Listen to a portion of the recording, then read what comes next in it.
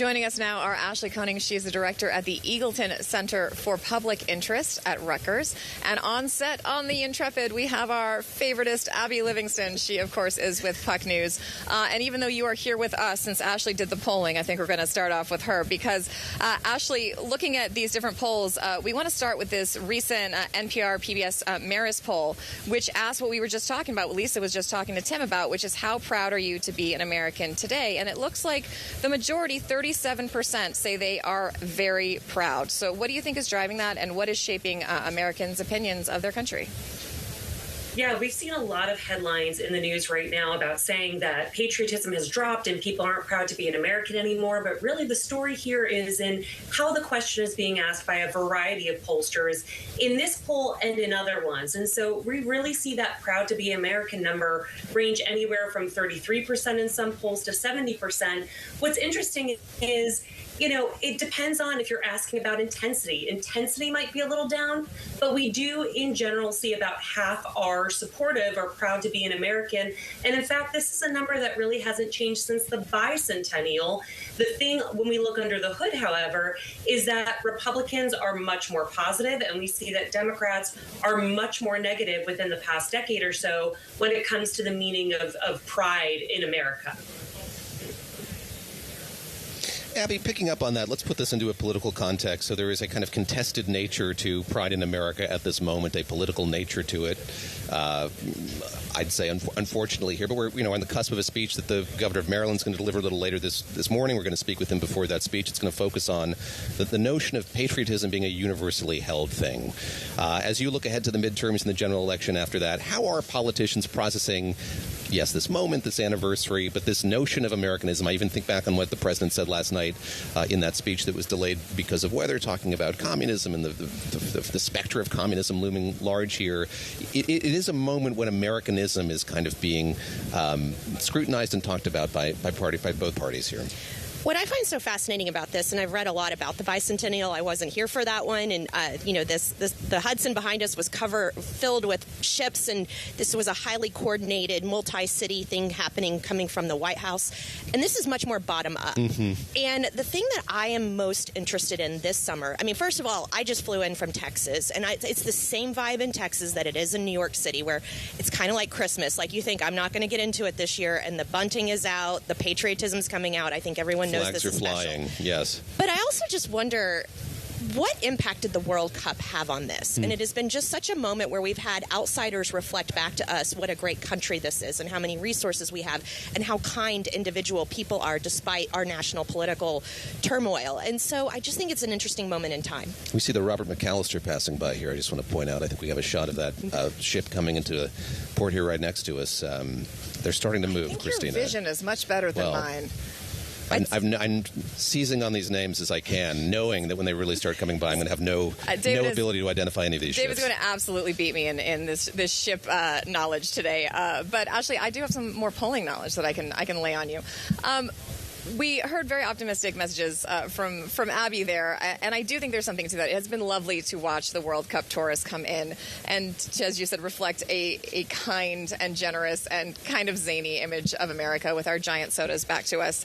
But there are other polls, there are other questions in this poll, and one of them is, do you think America's best days are behind us? The majority said they're ahead of us, but it's a pretty close split. 45% of the country is saying, do you think America's best days are behind us? They're saying yes. What do you do with that? And if you are a public official, how do you use that? Do you try to change people's minds, or is it easier to get elected if you kind of lean into that? What's hard here is Democrats and Republicans agree that there is a problem, and they don't agree, though, on the solution. And so we see that come through in polling like this, where, Republicans and Democrats alike, the gap is small when it comes to them thinking that America's best days are behind us, but it's for different reasons. And so it becomes very hard for a politician where to kind of go with that. Are they going to stoke the fire and kind of lean into that anger, or are they going to try to find a solution? But those solutions are not necessarily going to be palatable by partisans of all stripes. So I think that's a real challenge and a real question as we head into the midterms, especially with Americans showing kind of such a malaise when it comes to so many components of our democracy and the future outlook of it as well. On that note, let me pull up something here for you, Abby. This is a Marquette Law School study from recent days, asked about trust in government. And this is over a pretty broad historical stretch going back to 1958 when it was 73% of Americans had trust in government. We've seen a decline ever since to 18% 18% today. from 73. I mean, that's a sobering diminution in trust. But, I mean, what is a politician to do with that number? We talk a lot about faith in institutions. Yes, in Congress. Yes, in government broadly, journalism and the like. How do politicians think about rebuilding from that? I think they have to be worthy of respect. And I think, when you go back, 20, 30 years, there wasn't as much scrutiny on these individual politicians. We know so much more about them than we ever did before the internet. But at the same time, a lot of them don't live up to the status of their job, and they are in it for themselves, and the American public is seeing every step of it. And so I think a lot more self-awareness would go a long way. Actually, the other thing that we've been talking a lot about is capitalism, communism, as the president mentioned in his speech last night, and socialism, because you have these self-identified democratic socialists making gains in New York and now Colorado. And I'm from Colorado. I went on the bastion of connecting with people you went to high school with, Facebook, and asked a bunch of people, Facebook.com on the interwebs. And I said to them, if you are someone who doesn't vote by party name, which a lot of Coloradans don't, there is a lot of independents, would you vote for someone who self-identified as a democratic socialist? And a lot of people immediately said no. Some didn't. Some said it was actually a bonus point in their favor.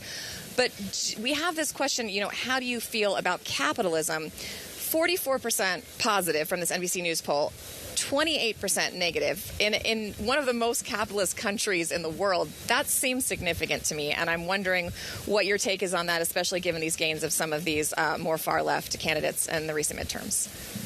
Yeah, there's an interesting story here, and there's been a number of polls about capitalism recently, and I would say when they're pitted against each other, and even when they're not, we do see that anywhere from almost half to just over half support capitalism, and we see maybe anywhere from around a third to just under 4 in 10 support socialism. But I think that socialism is really a proxy for the wants and the desires of some voters who want to see more affordability, who want to see universal health care, who want to see prices go down, or are concerned about the economy, not necessarily the true definition of socialism. And we particularly see that desire or the support of socialism, favorability of it, rise among Democrats and rise among Gen Z voters.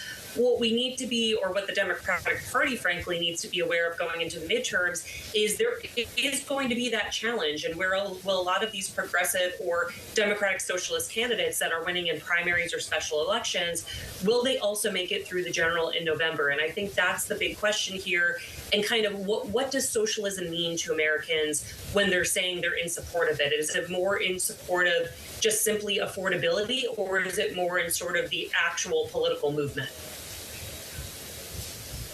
Abby Livingston, let me get your read on that as well. I mean, I think this is a hot button thing, sees on the name itself, on the socialism name. But to Christina's point, I think obviously in some corners of Denver, here in New York City, there's a resonance to that message that Ashley was just talking about a moment ago. What do Democrats broadly take away from what we've seen over the last couple of weeks?